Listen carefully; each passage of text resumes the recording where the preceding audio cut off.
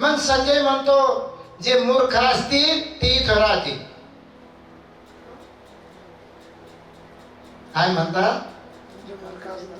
जे मूर्ख असतील ते इथं राहतील, जे मूर्ख नसतील ते निघून जातील. मग किती निघले? 250 त्याचे शिष्य. कोण राहिला तिथं फक्त? तो कोण? जे इथं राहतील. स्वागत आहे आपल्या सर्वांचं. हे बुद्धा टीचिंग चॅनल आहे. यावर बुद्ध आणि त्यांच्या संपूर्ण शिकवणीवर आणि शिक्षेवरती धम्मचर्चा होते.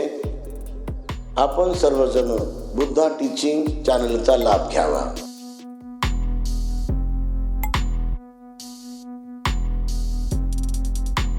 एचा बुद्धा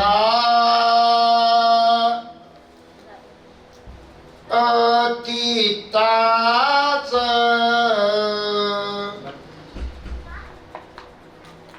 एचा बुद्धा अनागता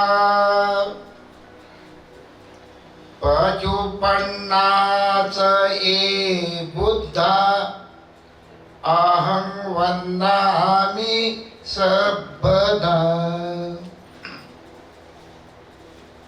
एच धम्मा अतीताच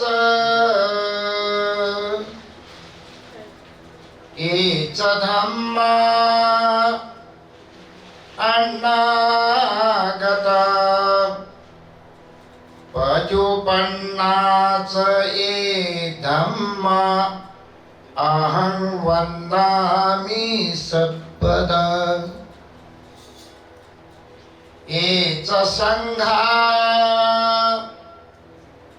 अतीताच एच संघा अनागता पचुपन्नाच ए संघा अहं वन्दामि सर्वदा. जे होऊन गेलेले बुद्ध आहेत त्यांना आपण वंदन करतो.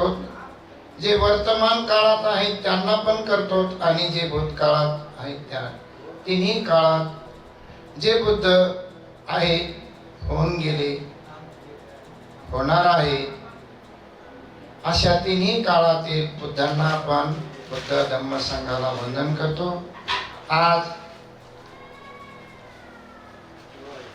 या ठिकाणी ही जागा इतकी पवित्र आहे.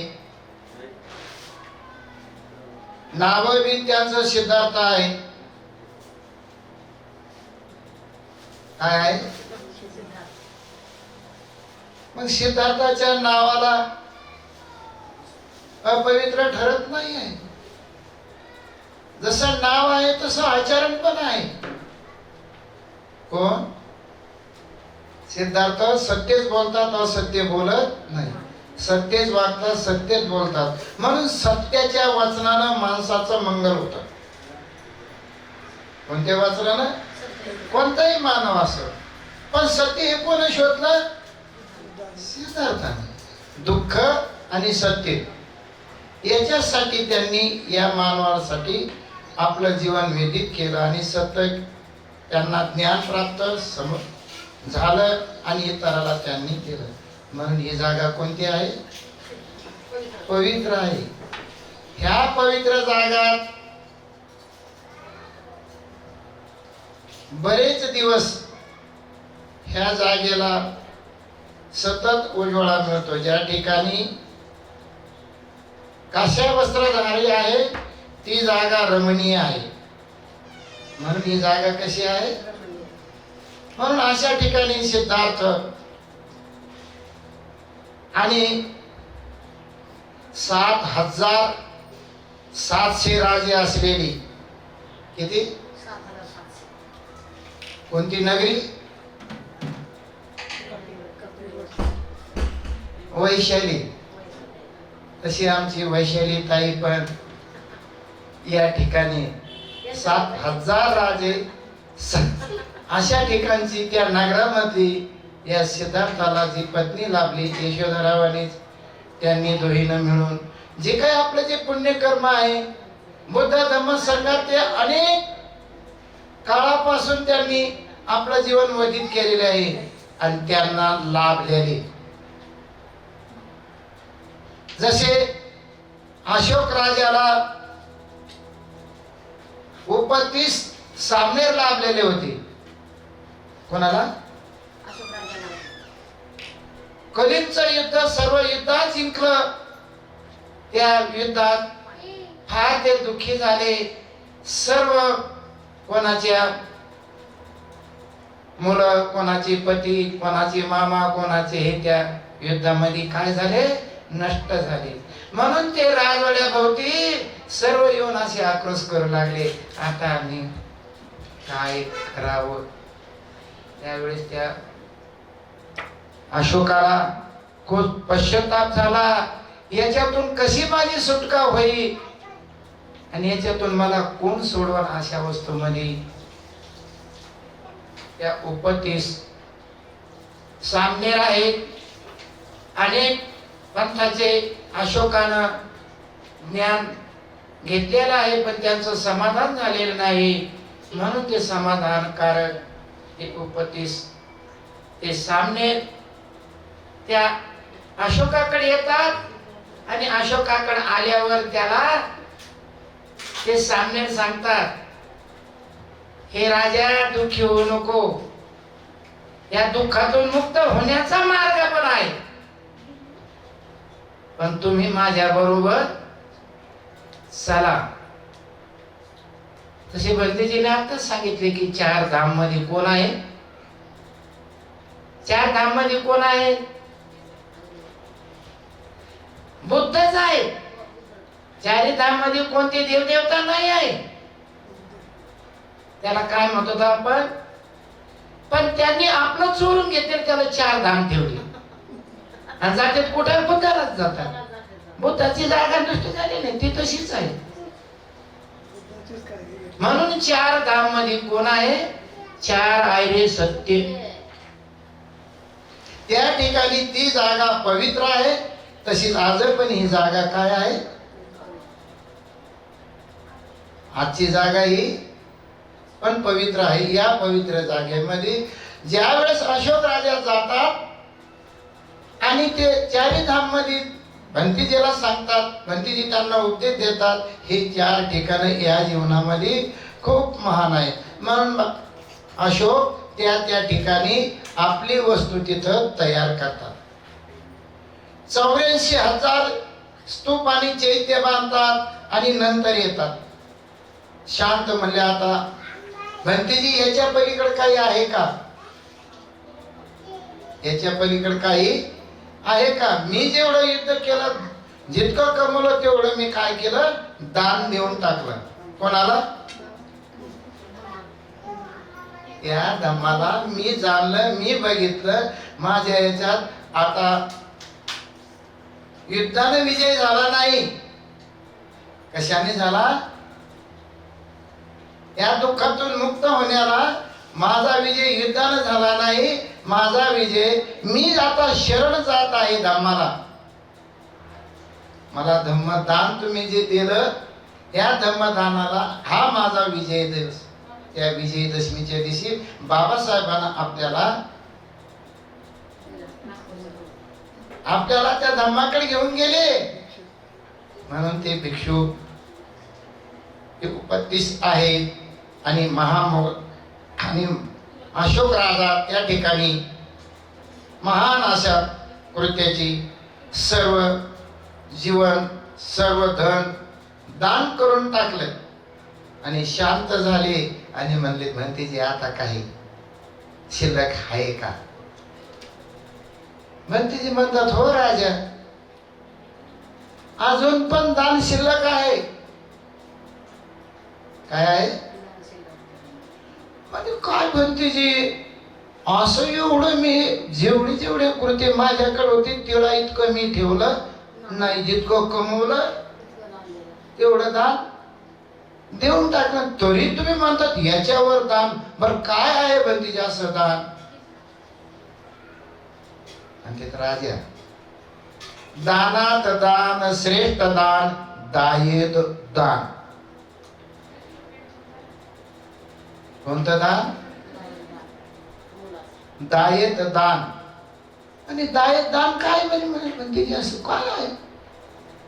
हे राजा, दायेत दान जो कन्या आणि पुत्र दान देईल त्याला दायेत दान म्हणतात. एवढं दान या पृथ्वीवर कोणतंच नाही, हे दान सर्वात मोठं आहे. म्हणून अशोक राजा म्हणतात, अहो बंतीजी, हे लेकर त्याचा मालक नाही, मी ते मोठाले झालेत ना. माझ्या कमाईचा, माझ्या केलेल्या कृत्याचा मी तिळा इतका ठेवला नाही, सर्व दान केलं. आणि तुम्ही म्हणतात मुलगा आणि मुलगी दायेत दान करा, हे दान मोठं आहे. पण मी त्यांचा मालक नाही ना, त्याला सर्व समजतं. त्यावेळेस अशोक राजानं कलिंगचं युद्ध केल्यावर विषेधा देवी तिनं 5 अटीवर त्याच्याशी लग्न केलेलं आहे. किती अटीवर?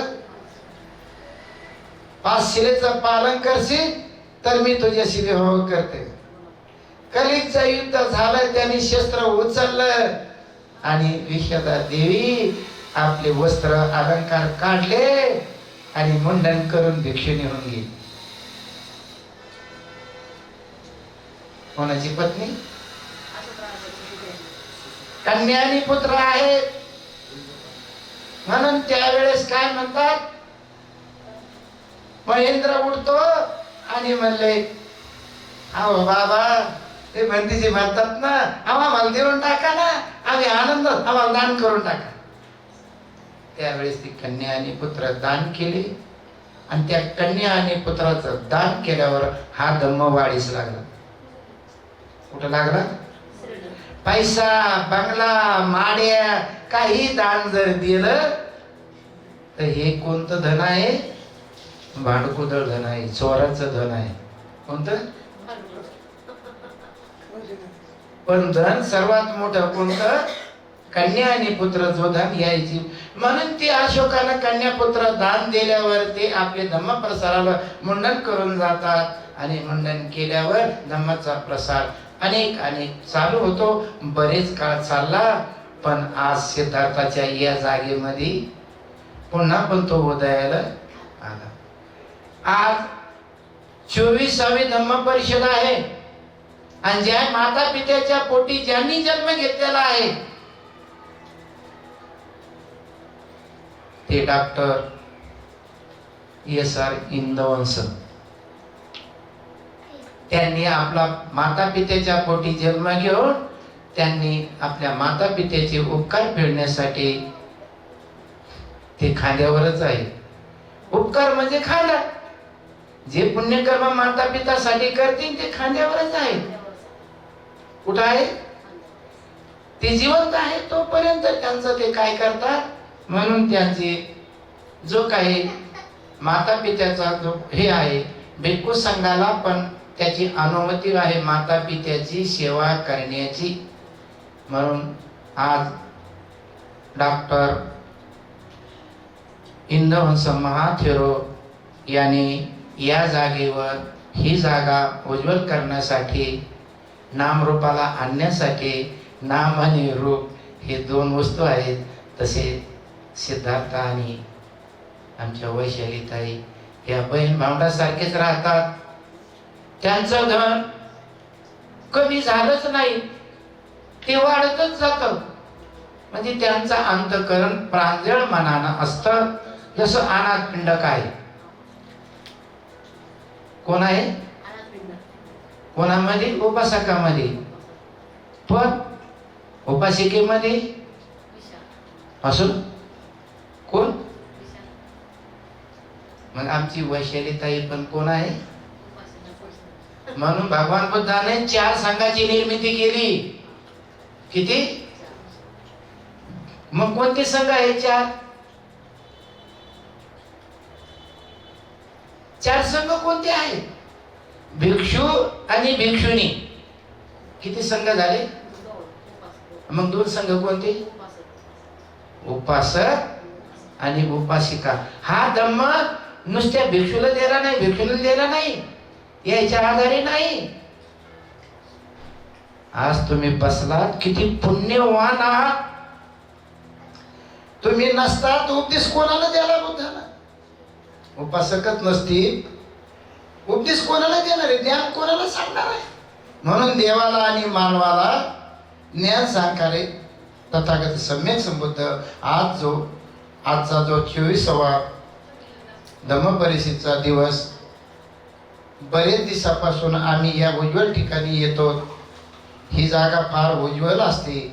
म्हणून आज या ठिकाणी जे काही बुद्ध धम्म संघ यांचे तरण, जे उपासक उपासिका भिक्षू आणि भिक्षुणी या दोन्ही 4 संघावरच आधारित आहे. म्हणून तुम्ही फार पुण्यवान आहात. कोण? उपासक आणि कोण आहे? पुण्यवान आहात. तो संघ आम्हीच नाही पुण्यवान. कोण पुण्यवान आहे? म्हणजे 4 संघ पुण्यवान असतात. 4 धाम आहे. किती? 4 धाम काय आहे? जिथं बुद्धाचा जन्म झाला, जिथं बुद्धाला ज्ञान प्राप्त झालं, 2. मग 2 कोणते राहिले? जिथं भगवंतांनी आपल्याला ज्ञान प्राप्त झालं, आपल्या हृदयात जे ज्ञान मिळालं ते इतराला सांगितलं, ते सारनाथ. किती झाले? झाले का आता? युक्र आलोच अजून. म्हणून एवढं जीवन त्यांनी आपलं सर्व या मानवाला 24 घंटे रात्रंदिवस न बसता 84,000 धम्मस्पद, 84,000 विनय भगवंतांनी आपल्या जीवनामध्ये सतत ते दान दिलं. आणि ते दान शेवटच्या क्षणी, आता मी तुमचा कोणी नाही आहे, आता मी 3 महिन्याला जाणार आहे. मग भिक्खू संघ म्हणतात, आमचं शास्त्र कोण आहे? तुम्ही गेल्यावर आम्ही काय करावं? आता बाप गेला, नातू झाला, जागा रिकामी आहे का? बाप गेला, नातू झाला, ते घर भरीले का रिकामा झालाय? तसं कोणतेही कृत्य करत असताना आज इंद्रवंश महाथेरो आपल्या पुण्यकर्मामध्ये, दान कर्मामध्ये त्यांनी भिक्खू संघामध्ये ज्ञान संपादन करून महान असं पुण्य संपादन केलं. पण त्याला जोड आमचे सिद्धार्थ साहेब आणि वैशालीताई या पुण्यामध्ये ते पण सहभाग आहे. त्यांच्यामुळेच इथं ही जागा उज्ज्वल आहे. म्हणून 4 संघ. कोण? म्हणून अशा ठिकाणीच एक उदाहरण आहे आणि ते उदाहरण आपण ऐकूया. सारीपुत्राला 7 बहिणी आणि 2 भाऊ आहे. किती? सारीपुत्र जसे आता आज बाबासाहेब आहे, पण त्या काळात, कोणत्या? बुद्धाच्या काळात सारीपुत्र विद्वान होता, बुद्धिमान होता, कलावंत होता. जसं सिद्धार्थाच्या घरी होतं तसं त्यांच्या पण घरी होतं. म्हणून उपतीस नाव आणि कोलित नाव 2 माता आहेत त्या गावातल्या. पण उपतीस आणि कोलित ह्या नावावरून त्यांचे नाव पडले. काय पडले? त्या मातेच्या त्या पुत्र झाले. आणि ते दोन्ही 2 मातेचे पुत्र सख्या भावाने राहू लागले. कलावंत, गुणवंत. ज्ञानामध्ये सारीपुत्र बलवान होते आणि श्रद्धेमध्ये महामौलान होते. त्यालाच उपतीस आणि कोलित म्हणतात. पण धम्मामध्ये त्यांचं रूपांतर काय झालं? सारीपुत्र आणि, आता यांचं नाव पण दुसरं होतं, पण ते नाव नाही आहे आता. आम्हाला नाही सांगता येत. आताच सांगता येत आहे कोणतं? जे दीक्षित आहे. म्हणून त्यांनी खूप खूप जेवढं ज्ञान होतं तेवढं आत्मसात केलं, पण त्यांचं समाधान झालं नाही.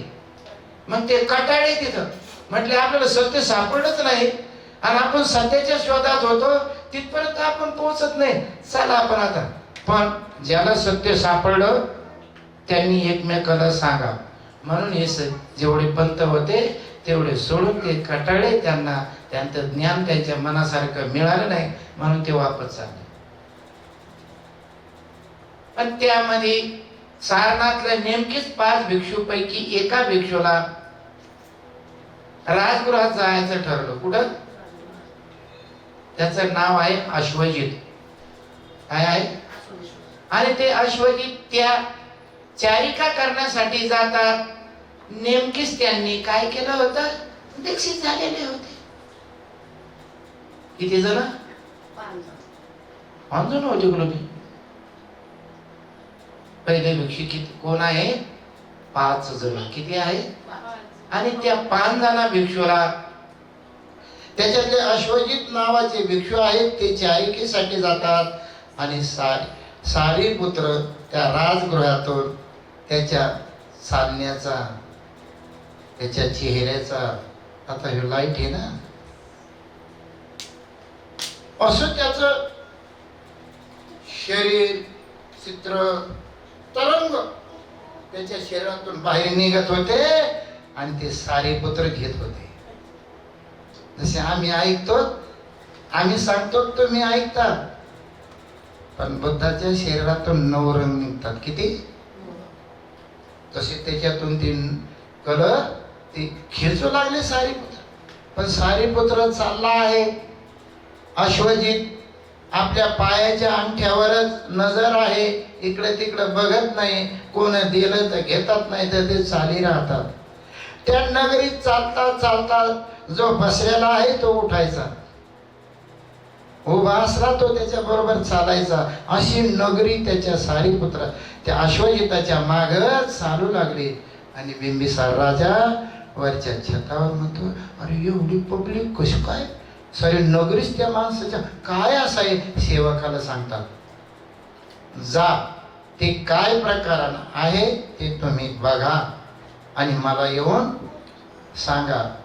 अश्वजित चालतात, सारीपुत्र त्यांना स्पर्श करत नाहीत, बोलत नाही, त्यांच्यासारखे त्यांच्या मांग चालतात. अशी पाठीमागे भिक्षाचारिका झाली आणि अश्वजित आपलं ते नगरी सोडून एका वृक्षाखाली बसून आता आमची ताई काय करायला लागली? भोजन करायला लागली. तसं ते पात्रातलं भोजन एक घास काढून खायचा. तर सारीपुत्र त्याच्या समोर बसले, इतके तरंग, पण मधात स्पर्श पण केला नाही. जेवण झालं, शांत झाला आणि मग म्हणतात, अहो तुमची ही काया, तुमचे हे तरंग, तुमचे हे गुण इतके शरीराचे इतके बाहेर पडायला लागले, ते माझ्या हृदयात घुसायला लागलेत. हे त्याचं कारण काय आहे? तुम्ही कोण गुरु मानता? कोणत्या गुरुचं तुम्ही आज हे अनुसरलं? त्यावेळी ते अश्वजित म्हणतात, कालच नेमके 2 दिवस झाले, मला काही एवढं सांगता येत नाही, पण थोडस सांगतो. शाक्य कुळामध्ये, कोणत्या कुळात? सिद्धार्थ नावाचा मुलगा आहे आणि त्याने घरदार सोडून तो सम्यक संबुद्ध झालेला आहे.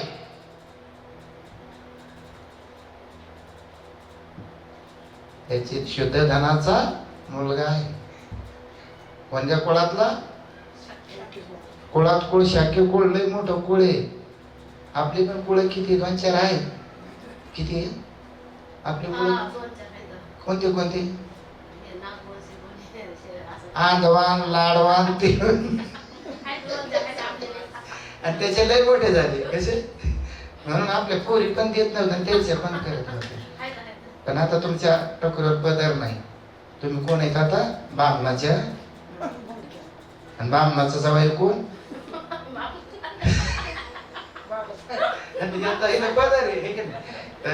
म्हणून बाबासाहेब जसं तेवढं ऐकल्यावर तितकं सत्य त्याला समजलं आणि लगेच त्यानं आपल्या मित्राला काय केलं, निरोप दिला की सत्य मला सापडलो, चालायचं आपल्याला आता त्यांच्याकडे.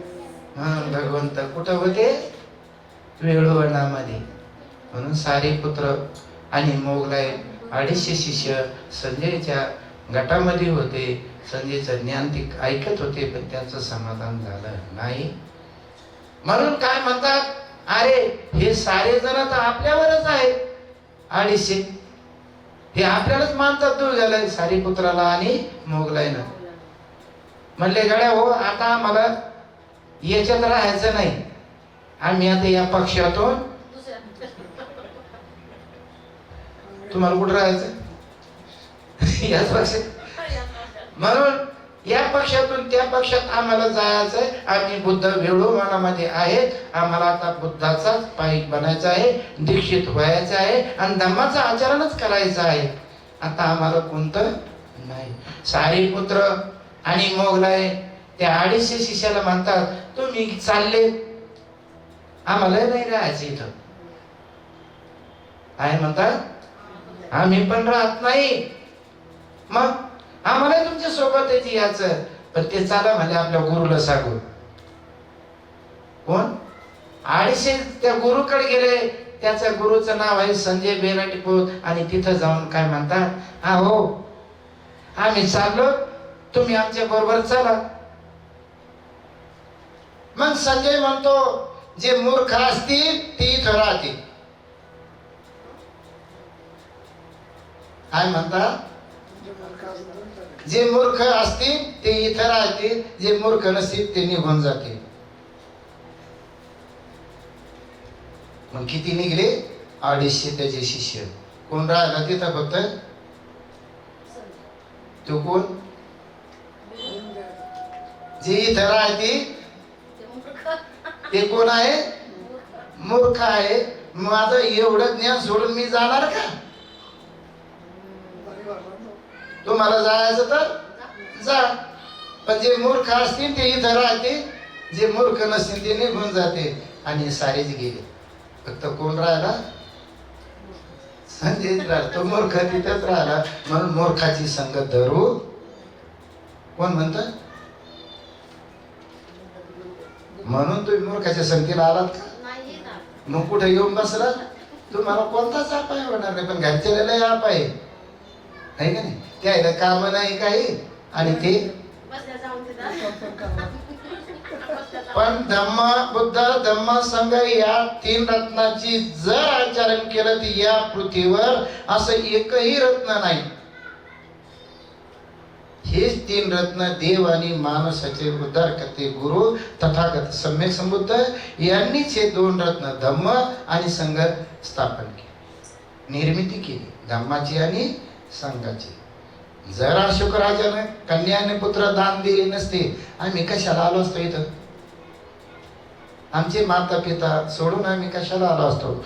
म्हणून आज इंदवंश महाथेरो यांनी 24वे धम्म परिषद महान अशा भिक्षूला आमंत्रित करून प्रत्येक वर्षी हे पुण्यकर्म या जागेमध्ये एकच नाही अनेक पुण्यकर्म करतात. आणि त्या पुण्यामध्ये आज तुम्ही सहभागी झालात, किती पुण्यवान आहे.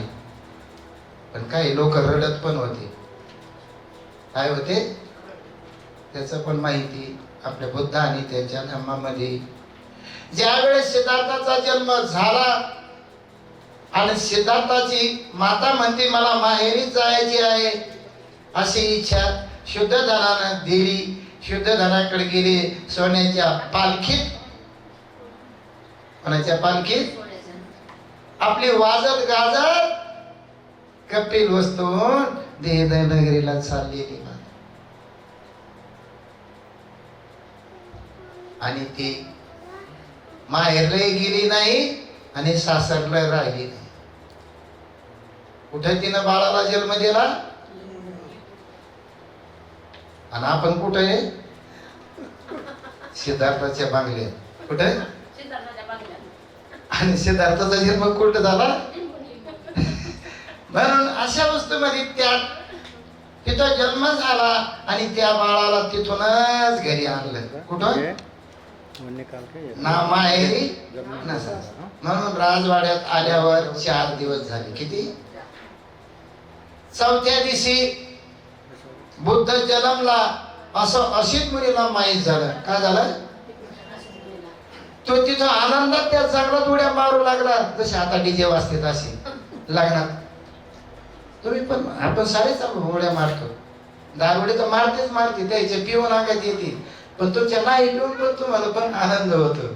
म्हणून त्या तिथे तो हर्षभरात, चला आता आपण बुद्धाला त्यांचं मुख पाहूया. म्हणून तो अशीत म्हणी येतो. 4थ्या दिवशी सत्कार खूप मोठा चालतो, जसा आज इथं चाललाय असा.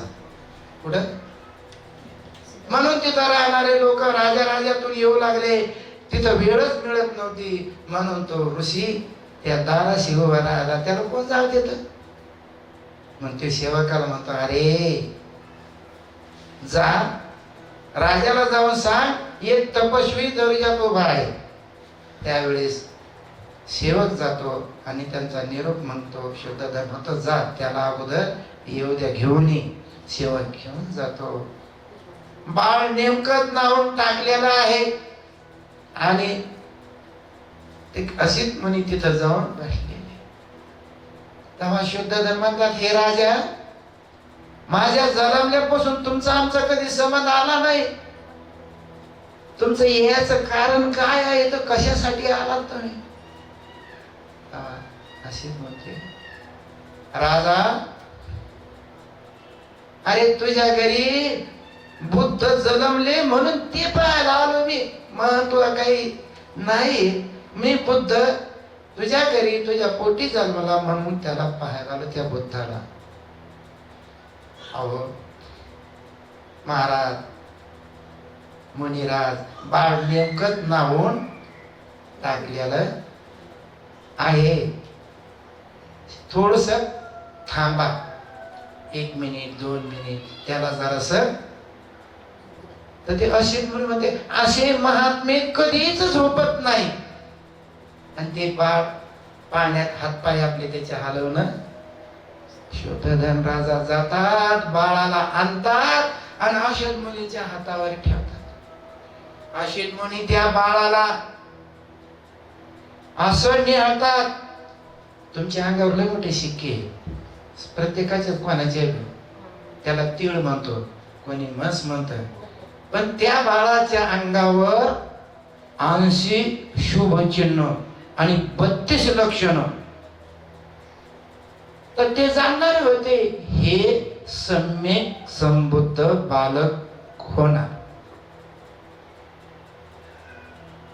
ते बाळाला घेतात आणि बाळाचे पाय आपल्या जटात घालतात. तिथं त्या बाळाला पाया पडतात. कुठं?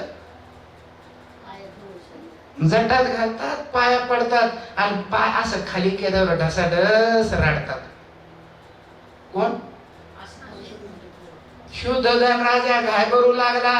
एकुलतं एक लेकरू झालं, याचं काय संकट अरिष्ट काय आहे का काय बाबा या महाराजाला समजलं. अहो म्हणे, महाराज तुम्ही असे काहून रडता? माझ्या बाळाचं काही संकट काही विघ्नात का? असे रडू नका ना, आनंदानं तुम्ही बाळाला. हे राजा, मी रडत आहे माझ्यासाठी. कोणासाठी? हे बाळ सम्यक संबुद्ध होणार. माझं वय झालेलं आहे, मी आता लवकरच मरणार, म्हणून मी रडत आहे माझ्यासाठी. कोणासाठी? तशीच विपेशना पण आहे. काय आहे? जो ध्यान साधना करत त्याला फक्त तेवढीच शांती आहे, नाही तर त्याला मरेपर्यंत कुठंच सुख नाही आहे. शांतीचा मार्ग काय आहे? ध्यान साधना, आपल्या चित्ताला एकाग्र करणं. आता आपण होतच नाही, ध्यानाला जातच नाही, ते एकाग्र कसं होईल? नातो आले की सोन आले, सोन आले की शेजारी आला, शेजारी आले की चोर आले, चोर आले की महाराज आले आणि सारे गेले तर आमचे भंतीजी आले. याच्यातच आपण काय आपल्याला वेळ काही मिळत म्हणजे तुम्ही हे शरीर फक्त इतरांसाठीच करता, स्वतःसाठी नाही आहे. स्वतःसाठी फक्त काय? ध्यान साधना. ज्ञान साधनेचे प्रकार आहेत किती? 8. सिद्धार्थ तेवढा शिकला किती तरी त्याचं समाधान झालं नाही. उद्धक रामपूत आणि अलंकार ऋषी याच्या 7 पायऱ्या होत्या, 8 ध्यान साधनेच्या.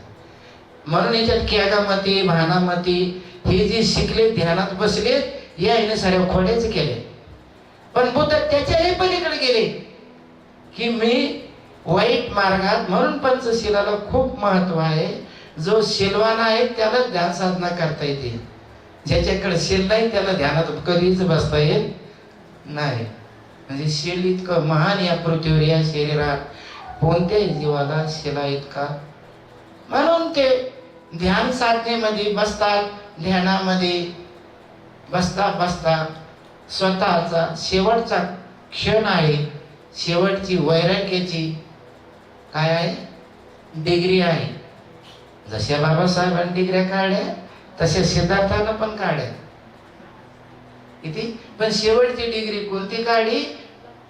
वैराग्याची. म्हणून त्या वैराग्यात बसले, पण तसे पण गेले नाही. काही बायानं काही दिलं होतं दान, 15 तीळ नेले किती. आणि आपण डाळी करतो ना, कशाच्या? उडदाच्या, मुगाच्या, तुरीच्या, असे 15 डाळीचे कण नेले. किती नेले? 15. 1 महिना एका दिवसाला एकच खायचा, तीळ तितक्यावरच राहायचे. सर्व कण संपले. काय संपले? अरे म्हणलं मी घरदार सोडलं याच्यासाठी नाही, मी इथंच मरण ना. हे लोक इथे या पहाडाला मेले, त्याला कोणीच पाहायला गेलं नाही. ते ऋषी मुनी, आणि ऋषी मुनी मेले तर कोणी पाहायला जात नाही. कशाला जाते डोंगराला तिकडं? है की नाही? कोणत्याच ऋषीला कोणी मेलं, कोणताच राजा कोणी पाहायला गेलं नाही. ते तिकडच होय. ऋषी म्हणजे वैतागे, वैराग्य, वैतागून गेलेले आहेत ना ते. आपल्या धर्मामध्ये वैतागून जाणं नाही. आमच्या भंतीजीला वैतागून काही चिवर घेतलं. कसं घेतलं? स्वतः आचरण केलं, जाणलं, सत्य बघितलं, तवा घेतलं. बुद्ध कोणालाही चिवर देत नाही, आणि वैतागून कोणाची वर पण घेऊ नये. आणि वैतागलेले माणसं जर शांत जर झाले तर विभीषणच होतात, तर त्याची वरचा महत्व. तर यासाठी आज महान असा जे पुण्यकर्माचा संदेश, जसे असित मुनी बुद्ध होती तोपर्यंत मी राहणार नाही. म्हणून आपल्या पुतण्याला म्हणतात, हे सम्यक संबुद्ध झाल्यावर तू यांचे दीक्षा घे आणि तो गुरु करून तू. तसेच 4था दिवस झाला आणि 5व्या दिवशी काय करतात तुम्ही? 5वी पुजतात. काय पुजतात? ते नाणी नाही का, ते कधी पुजायला लागते? आता नाही, पण पहिले जुने लोक पुजतात. म्हणून 5व्या दिवशी त्या नाणीचं पूजन झालं आणि सकाळी महामायेला आजार वाढला. काय वाढला? दुखू लागलं. आणि पुष्कळ लोक आले, पण विराज काही. मग 6वा दिवस पण निघला, पण विलास झाले नाही. 7व्या दिवशी खूप विलास चालू होते, पण महामाया म्हणते, अहो विलास करू नका, मला देव लोक घ्यायला आलेले आहेत, मला जायचं आहे. काय म्हणतात? म्हणून असं म्हणल्यावर सर्व तिचं गोत नातं सर्व जवळ बसलेले आहे. महामाया रडत आहे. म्हणून महामाया म्हणत आहे, हे मी रडत आहे, हे कोणासाठीच नाही रडत, ते मी माझ्यासाठी रडत आहे. अशीच मुनीनं सांगितलेलं भविष्य हे नक्कीच खरं होणार. आणि आता मला देवलोकाचं बोलावणं आलेलं आहे, आता मला जायचं आहे. मला या बाळाची पर्वा नाही, मी बाळासाठी रडत नाही. मला एकच दुःख होतं की हे सम्यक संबुद्ध होतील, याची पूजा मला करता यायची नाही, म्हणून मी रडत आहे. हे प्रजापती, ह्या बाळाला तू सांभाळ का, पालन पोषण कर का नको करू, अशी म्हणून महामाया प्राण सोडते, देवलोकात जाते. पण कुठं महामाया जाते? तो सीता देवलोकात. कोण घ्यायला आले होते तिला? आणि तुम्हाला कोण येणार आहे? अरे तुम्ही बुद्धाचे पाय काढत ना. म्हणून महामाया तुषिता देवलोकात जन्मले. सिद्धार्थ 16 वर्षाचे झाले. लग्न करून 29 वर्षामध्ये त्यांना पण अशाच बाळाचा लाभ झाला. कोणाला? काय झाला? 29व्या वर्षी सिद्धार्थाला बाळाचा लाभ झाला. आणि त्याच दिवशी त्याचेच कृत्य सभेमध्ये जो ठराव पास झाला आणि त्याची अटी सिद्धार्थाने घेतल्या आणि ते मान्य केल्या. म्हणून त्यांनी 2 वस्तू आहेत. एक देश त्याग करील, म्हणून देश त्यागाची शिक्षा त्यांनी पत्करली. आणि सिद्धार्थ त्याच दिवशी बाळाच्या आईच्या किती 7व्या दिवशी आई मरण पावली. म्हणून सिद्धार्थ पण 7व्या दिवशी किती वर्ष राहिले? 29 वर्ष. त्याने 7 वर्ष तपश्चर्या केली आणि तपश्चर्याच्या डिग्र्या काढून सम्यक संबुद्ध झाले. सम्यक संबुद्ध झाल्यावर माता पित्याची सेवा करण्यासाठी सिद्धार्थ कुठे सेवा केली आईची? अहो ती 7व्या दिवशी मेली ना, इथं बोलू शकत होत.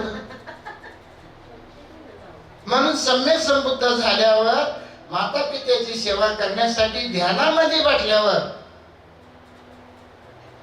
कशामध्ये? विभीषणा साधी नाही, ध्यानामध्ये बसल्यावर ते त्यांच्या मातेचा शोध लावतात की माझी माता कुठं असत. म्हणून ते ध्यान करता करता करता शेवटच्या ध्यानाला माता पिता जे आहे, आईची जे दुःख आहे, आईला त्या दुःखातून मुक्त करायचं आहे. आणि आईला आपल्याला जसं एखाद्या लेकराला गलीत काही सापडत ते कोणाजवळ देतं?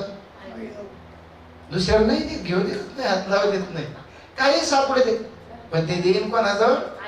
म्हणून सम्यक संबुद्ध सिद्धार्थ झाले आणि ते ज्ञान त्यांना देण्यासाठी आपल्या आईचा शोध लावतात. आणि आईला जाऊन तुषिता देवलोकात जाऊन तिथं 3 महिने वर्षवास करतात. आई त्या दुःखातून मुक्त होऊन आनंदित होते. आणि ती खूप आनंदित झाल्यावर तुषिता देवलोकामधून 3 महिन्याचा वर्षवास संपून देव आणि माताला आपला उपदेश देऊन ते संकेसा आहे. कुठं आहे? म्हणून देव आणि बुद्ध, ब्रह्मा, इंद्र, शुक्र सर्व त्या तुषिता देवलोकामधून येतात. आणि त्या संकेसामध्ये सारीपुत्राचा वर्षवास असतो. कोणाचा? जसे बुद्धाचं जेवढं ज्ञान आहे तेवढं सारीपुत्र सर्व आत्मसात करत होते. आता सारीपुत्र म्हणतात बुद्ध आता येणार आहेत आपल्या जवळ तुषिता देवलोकातून.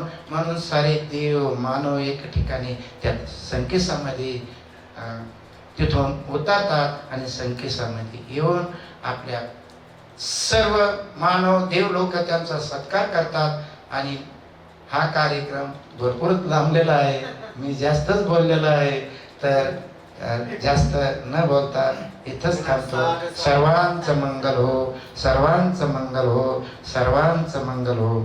आजच्या पुण्यकर्मासाठी सिद्धार्थ आणि त्यांच्या धर्मपत्नी यांनी ह्या पुण्यकर्मामध्ये सतत जे सहभाग घेतात आणि त्यांचा सहभाग, या सहभागाने धम्माचं त्यांच्या आचरणाची त्याचं धन वाढत जावो, त्यांना आरोग्य संपत्ती, आयुष्य, वर्ण, सुख, बल या चारही गुणाची वृद्धी हो. आणि तसेच आमची भंतीजी इंदवंस महाथेरो आणखी त्यांच्या ध्यानात बुद्धिस्ट चॅनल, ह्या चॅनलला धम्म परिषदामध्ये 24वे धम्म परिषद आपण आपल्या ज्या ज्या ठिकाणी असतात त्या ठिकाणी आपण ते पाहावं. आणि असंच इंदवंस महाथेरो यांच्या ज्ञानामध्ये, त्यांच्या आयुष्यामध्ये, त्यांच्या कर्मामध्ये सतत वाढ हो. आम्ही त्यांचे सर्व आभारी आहात, सर्व आलेला आहात. सर्वांनी आजचा कार्यक्रम जो आहे हा आयोजित केला आणि भंतीजी याचा शेवट आपल्याला सांगतील, समारोप करतील. सर्वांचं मंगल हो, सर्वांचं मंगल. साधु साधु साधु. बुद्धं नमामि, बुद्ध को नमन करता हूँ. धम्मं नमामि, धम्म को नमन करता हूँ. संघं नमामि, संघ को नमन करता हूँ.